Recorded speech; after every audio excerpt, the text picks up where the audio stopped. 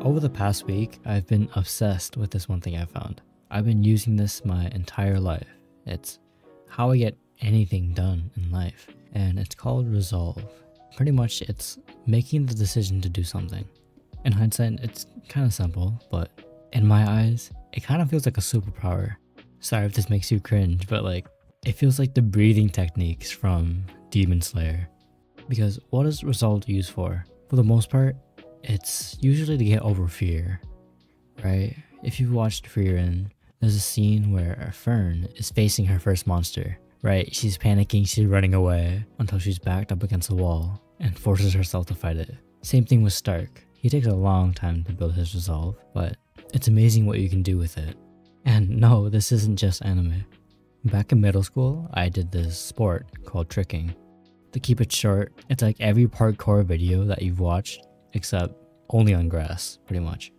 I thought it looked cool, so I tried to learn it. And the first big goal that I had was to do a backflip. And this is where I first started to build my ability, to build my resolve. Because no matter where I am and how safe the environment is, I have to stand there and face the fear of doing a backflip. And this goes on for a span of a year. I don't get nearly consistent as I want to be.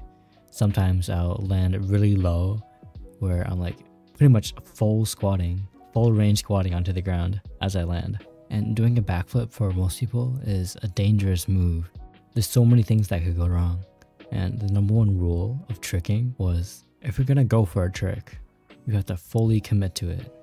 Even when you feel like you've messed up, you have to at least get over the dangerous part, right? So I had to build my resolve multiple times a day for almost a year straight.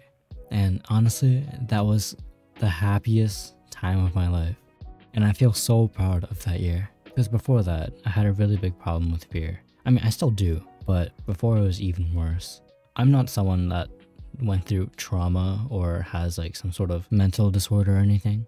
I'm just an insecure kid who's just going through life worrying about things that he doesn't really need to worry about, right? But sometimes you're forced into situations like school projects or presentations where you have to muster up the courage to be able to do something. And that's why I love resolve so much, because it allows me to believe in myself and get through that task. And then I feel good about it at the end. And overcoming a fear of something like that feels amazing. For a more current event that happened, my friend introduced me to a girl and, I was trying to talk, right? But for some reason, I just get so nervous asking anything, to the point where I'm shaking physically and my voice starts to tremble. But eventually I built the resolve to be able to ask a question or just start a conversation. And I've had to do this many times throughout the whole week. And putting myself through such a state of anxiety is kind of tiring, not gonna lie. The only problem is that trying to explain resolve is kind of difficult. Throughout the week, I've been trying to finish up a script so I can kind of explain resolve to you. But it's kind of difficult to get the right words out. So because of that, I'll probably create multiple videos about this topic because I'm pretty invested into this topic, so I'm bound to learn something that I can share with you. But for now, if you're not really convinced about learning the skill of resolve, I'll learn how to still pitch it to you later. But if this is something that you want to learn, let me give you 3 steps that I used while learning how to backflip. Step 1. You need a goal, right? You need somewhere to get to. A lot of goals don't really spark the fire of resolve. So something to help with this is fear. Having something to fear is a great way to build resolve. Fear of something that will happen if you don't do this right. It could be related to your goal, or you can just set one up yourself, like a deadline. When I'm trying to learn a backflip, the fear is already there, right? I could get hurt if I don't do it right. The second thing you need to do is gather the prerequisites. The purpose of this is to convince yourself that you are good enough to be able to do what you need to do.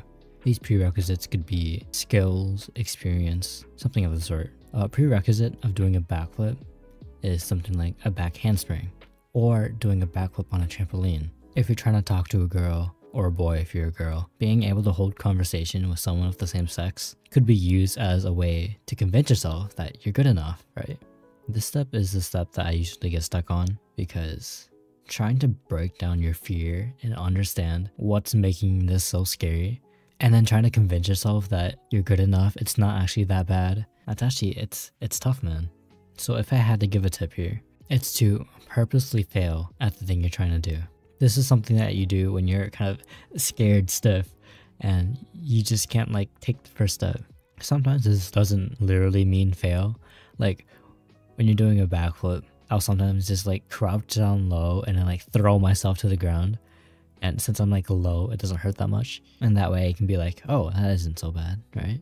If I had to do something with the conversation, it would be like, maybe it would be to give a question that has less drawback. Like, how are you? Like, I was scared to ask this girl that I mentioned before. I was scared to ask her what she did in her free time, which sounds kind of silly. And the third and final step to using resolve is committing yourself to the task, right? Once you're in it, you can't back out. But along with that, once your beliefs have gone to a point where you're able to do the task, you have to hold on to those beliefs. If you watch Hamza, he calls this idea holding firm, meaning you keep your beliefs to what they were no matter what happens, even if you get like negative feedback. He talks about this in a red pill course, so it's not really applicable here, but to explain it, he talks about convincing yourself that the girl that you want to talk to is into you, right? And as you talk to her, you have to keep believing that she's into you.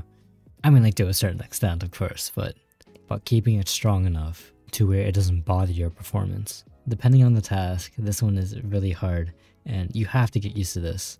I'm someone that worries a lot, whose opinion changes, but once you go through these 3 steps and you're going through the action, I often find myself going through flow, if you know what that is, right? State of flow.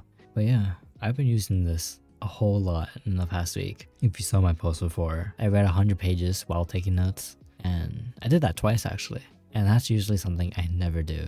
Like I barely take extensive notes at school. Yeah, that's kind of just a basic rundown of how to build resolve. I'll be sure to go through like the individual steps sometime in the future. I don't know when. But yeah, if you're here to the end, consider subscribing. Leave a like, comment. I love reading the comments. Whether you agree or disagree or just want to put something random. I don't know. They're just fun to read. But yeah, thanks for watching this far.